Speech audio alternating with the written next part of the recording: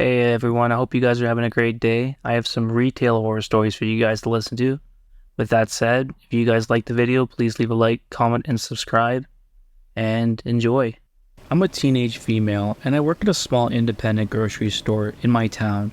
Most of the people that come in are fine, besides a few creepy old men, but there was this one guy who I'll call B, that would come in, that was supposedly a pedo. It is unknown whether or not this is true, but this was confirmed to me when he would come in multiple times every Sunday, when it's just myself, my female friend, and 3 boys. 2 of them which were underage. One was 14 and the other one was 17. He took a liking to the 14-year-old boy. He would just start out by just talking to him for long periods of time, to the point where I would just walk over and make sure nothing happens.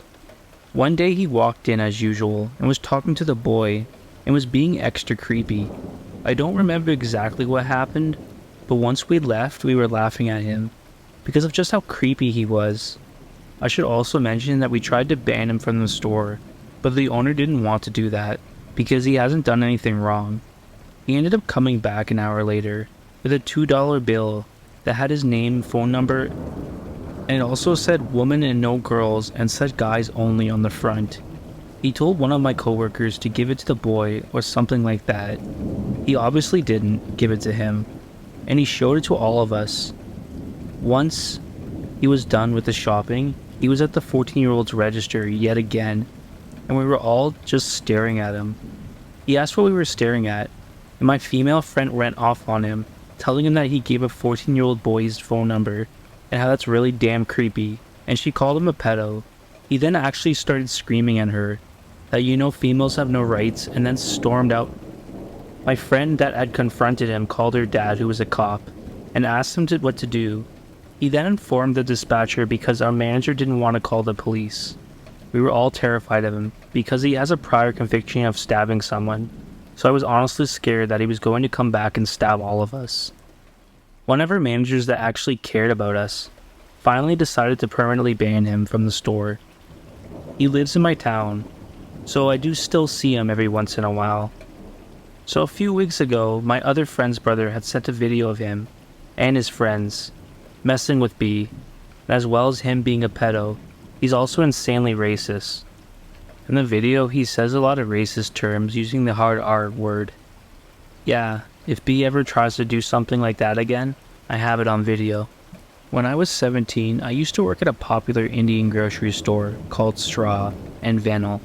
When I applied, I actually requested for them to give me the evening and afternoon shifts, which means I would get off pretty late. This particular shift, I remember getting off at 10 p.m., and since my job was so close to home, I would usually just walk the 15 minutes to my house, which was mistake number 1. Mistake number 2 was that I would always blast my music on my headphones. I remember specifically listening to Tyler the Creator, Will Shire, as he had recently came out with his most recent album, and I love that song.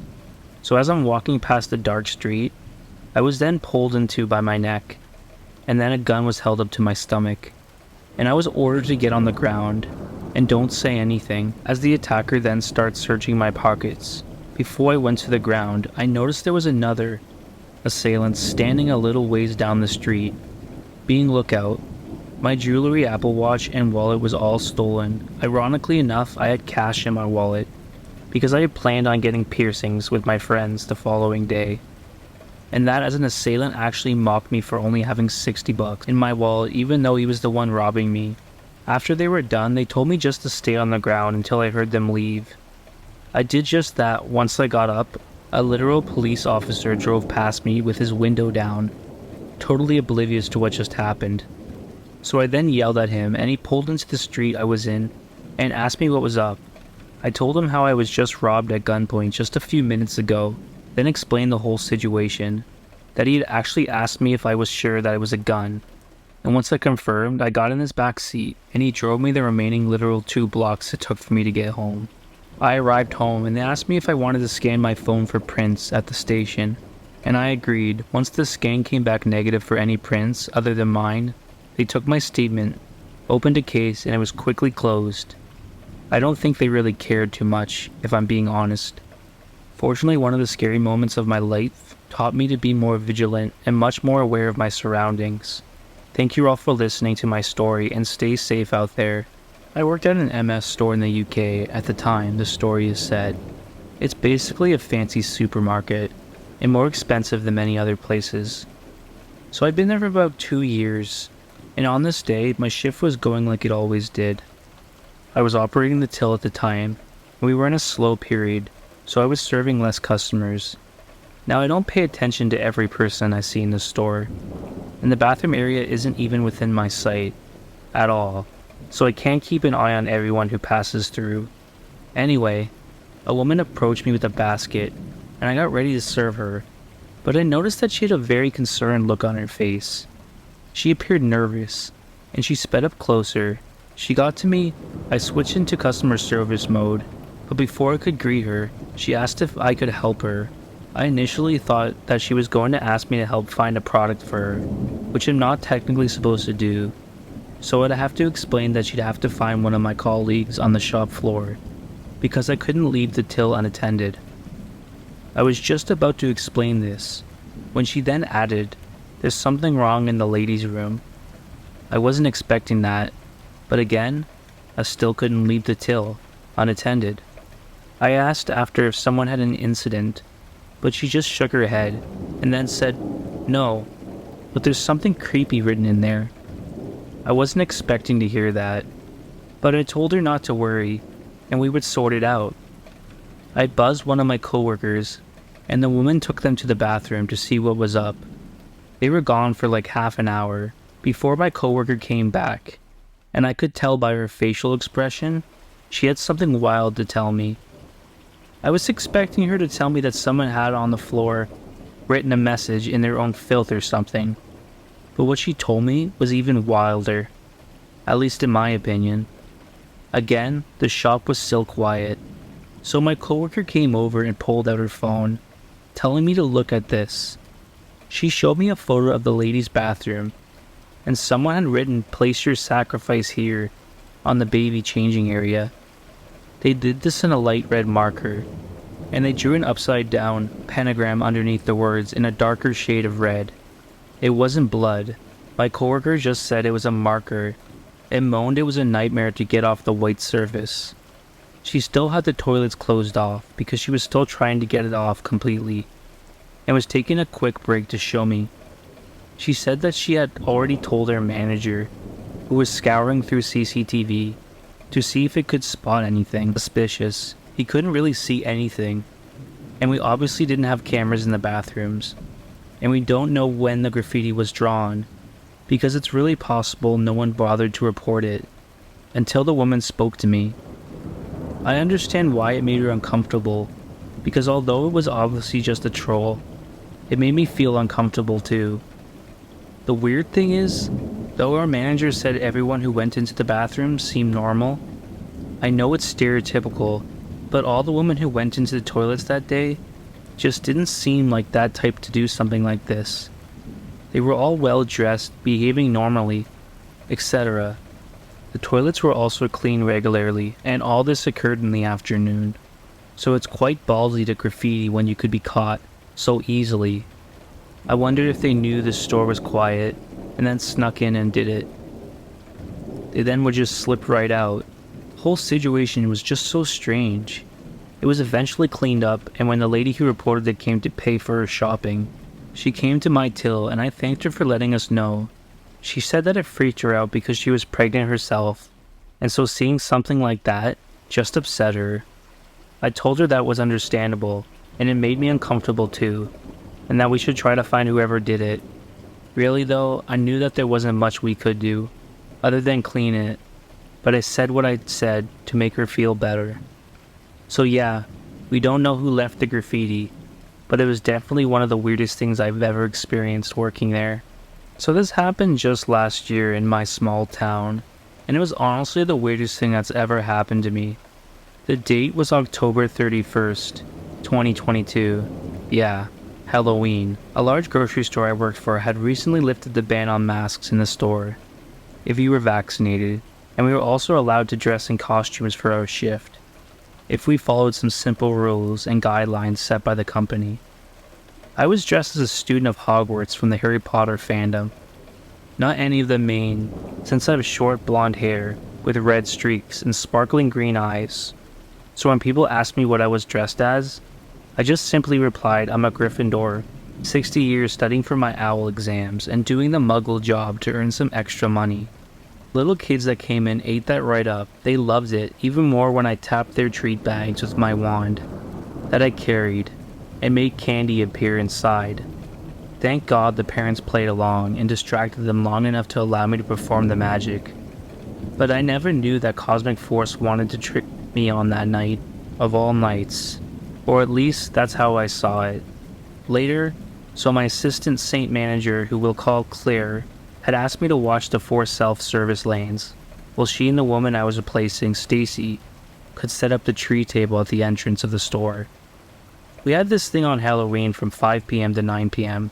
that any child that came in with their parents dressed in a costume would get a bag of candies, as well as some coloring pages to take home. I agreed, and I took up my position about 4 minutes later. A man came up with a basket full of stuff and began to ring it up. He seemed to struggle with some of the produce, so I walked over and said calmly and sweetly, "Excuse me, sir, do you need any help?" I should have never approached that man. Then rounded on me and growled, "No, just get away from me and do your damn job." I took a step back and I was shocked. What the heck was his deal? I just said okay and I went to clean off the other 3, which at the time were not being used. I finished and I saw him struggling. He rang up the same exact item 3 times, twice more. Then what he had hoping to be of help, I cautiously walked up, but before I could even say anything, he just turned and yelled and said, "Stop waiting on me, you're acting like I'm going to steal something." Again, I leaped out of the way like he might hit me. I then saw Clara walking towards me, and I quickly waved at her, and then whispered, "That guy right there, he's having some trouble." And I tried to ask if he wanted assistance, but he swore at me, and he said I was waiting on him. I don't know, but he's not making me feel safe here. He's being huffy like this ever since he walked up. Claire nodded and walked up to the man asking if he needed help. The man raged at her as well, and started saying that she was waiting on him, as well Claire, then called her boss, our manager, Bryce. As soon as the man saw Bryce coming, he got more redder in the face than I even thought was possible, and he then left, calling me and Clara things like whores and that he wanted us fired immediately. I stood back with Claire, letting Bryce handle this jerk. Now Bryce looks like he's 28, but he's actually 34, and he's calm but tough. He told the man that there was no reason to get mad like that, and that he's got to go to the service desk and finish checking out, where he could leave. The man just screamed, "I don't have to be treated like this. Do you know who I am? I'm so rich, I could buy this shit store out and fire all of you." Bryce, whose expression hadn't even changed from the calm stoic expression, steed closer to the man, and then said, "Buddy, I don't care how rich you are, get the hell out of my store. You're no longer welcome here.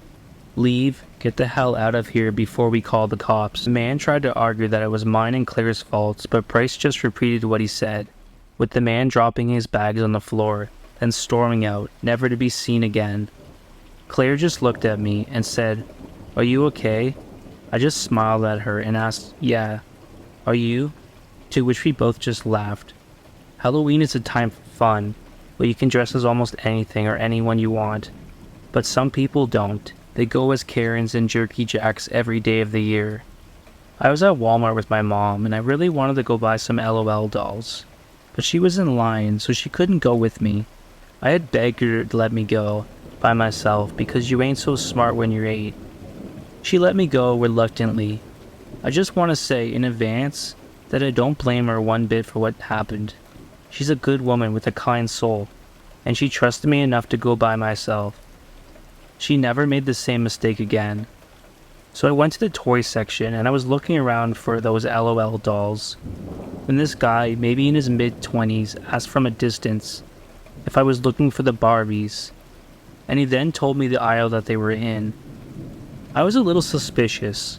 I grew up hearing things in the news all the time, since New Orleans isn't exactly the safest city.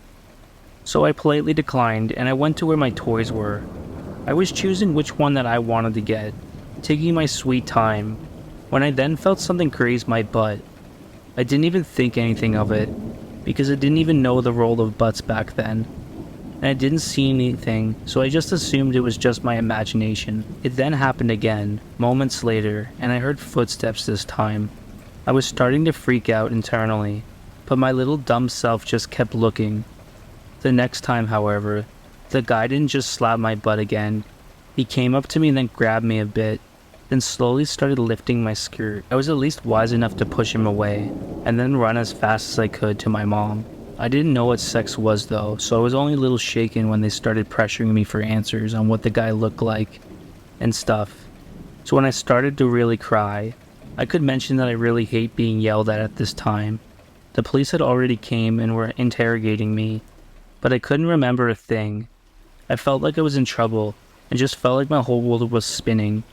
I've always been a good girl, so I wasn't used to getting yelled at. When my dad came to the scene and then started yelling at the suspect they were interviewing, I begged him to stop because I wasn't sure if this was even the right guy, and he also seemed innocent, but matched the description I gave.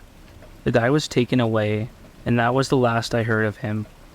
I really hope it was the right guy, but like I said, I don't even remember. I know I got away pretty lucky, but it's scary to think that could have happened if I didn't run. I'm glad that I did. Hey everyone, thank you all for listening. I hope you guys enjoy those stories. And with that said, as always, stay depraved.